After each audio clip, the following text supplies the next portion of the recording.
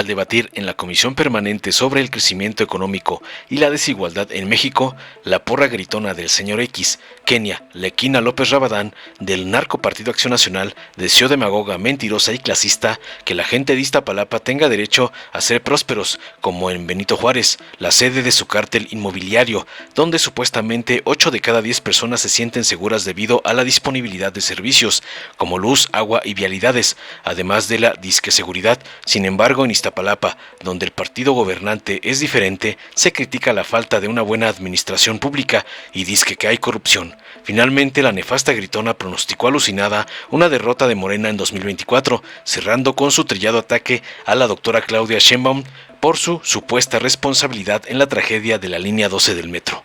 Tras escuchar a la merolica gritona de Claudio X González, el senador César Cravioto de Morena le reviró contundente, destacando que los prianarcos hacían negocio con medicamentos, no pagaban impuestos, además de responder a preguntas y críticas de la oposición sobre la economía del país, hábilmente, destacando los logros del gobierno de AMLO en cuanto al aumento del salario mínimo, el fortalecimiento del peso frente al dólar y el aumento de la recaudación de impuestos. También mencionó para el ardor del MacPrián el récord de trabajadores inscritos en el IMSS, la inflación controlada y la construcción de la refinería, y la que se compró en Estados Unidos. Finalmente se enorgulleció de las políticas económicas del presidente AMLO, criticando a la oposición por su miopía política y desconexión de la realidad.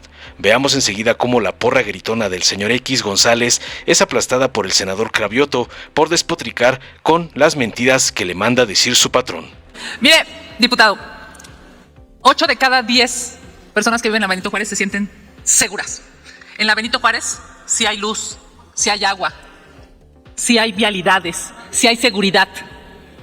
Lamentablemente no pasa lo mismo en Iztapalapa, en donde ustedes siempre han gobernado y seguramente se han robado un montón de dinero porque no hay una buena administración pública.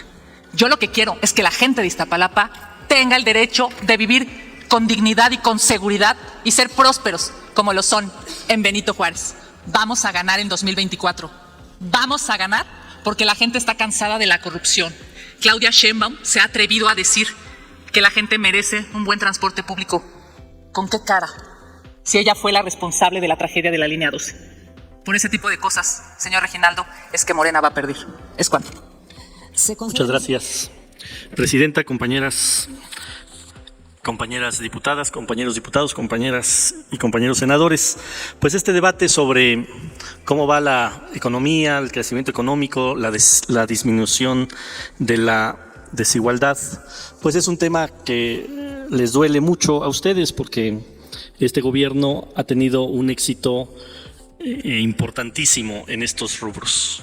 Y vamos a hablar de números, no vamos a hablar de grilla como ustedes están acostumbrados. Tomamos el salario mínimo a 68 pesos diarios. Hoy el salario mínimo en el país está en 204 pesos diarios y en la frontera en 312 pesos diarios. Si esto no ayuda a la economía de las familias mexicanas, pues no sé de qué hablan. Tomamos el peso mexicano a casi 21 pesos por dólar. Hoy está a 17 pesos por dólar. La recaudación en 2 de los años más difíciles que ha tenido el planeta Tierra por el COVID, año con año se ha incrementado la recaudación en este país, porque ya no se permite la condonación de impuestos y a todos los cuates de ustedes les decimos paguen sus impuestos.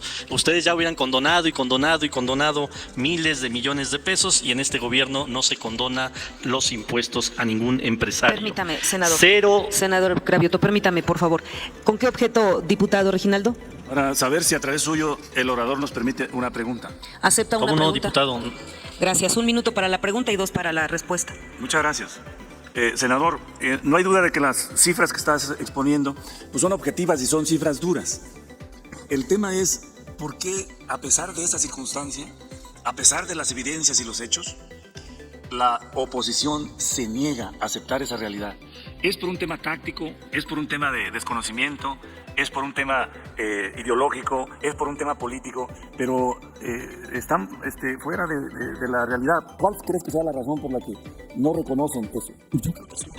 Diputado, una, le hicieron caso a Chumel Torres y compraron dólares. Entonces compraron dólares a 21 pesos y hoy está a 17, entonces andan desesperados queriendo que suba el dólar para que recuperen un poco, pero les recomiendo que ya mejor acepten la pérdida y ya vendan sus dólares porque va a seguir fortaleciéndose el peso mexicano. También porque como la que va a ser su candidata a la presidencia de la República, estaban acostumbrados a no pagar impuestos. O sea, no solo tenían contratos con el gobierno, sino que además no pagaban impuestos.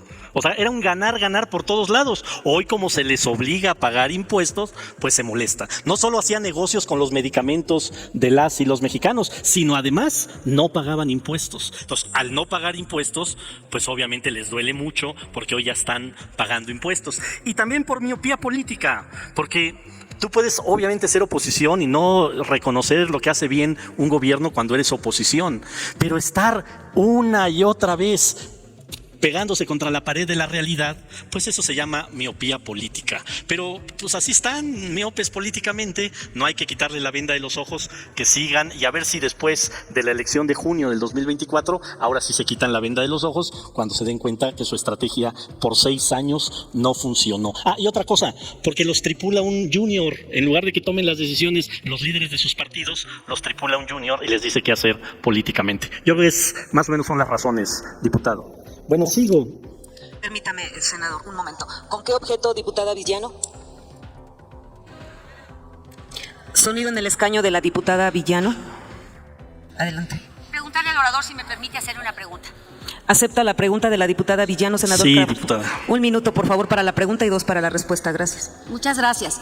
Preguntarle al senador Cravioto, ¿por qué si el dólar ha bajado, por qué la gasolina no ha bajado en este país? ¿Y qué opina? Estoy preguntándole al orador, no a usted, senadora. Y también preguntarle, ¿qué opina de que el ingreso, de que hoy el gasto hogar por medicamentos sea tan alto? Esas 2 preguntas, por favor. Y una tercera, ¿por qué ha subido 9 puntos la pobreza en este país si hoy duplicamos el gasto social? A ver, ¿por qué dice la diputada que no ha bajado la gasolina? Por varias razones. Primero, no ha subido, como sí subió en el último sexenio que gobernó el PRI este país. Subió, andaba como en 14, 15 pesos y lo dejaron en 20, 21. Entonces, no, espérame, pues estoy contestando. Usted preguntó que se lo conteste lo que quería.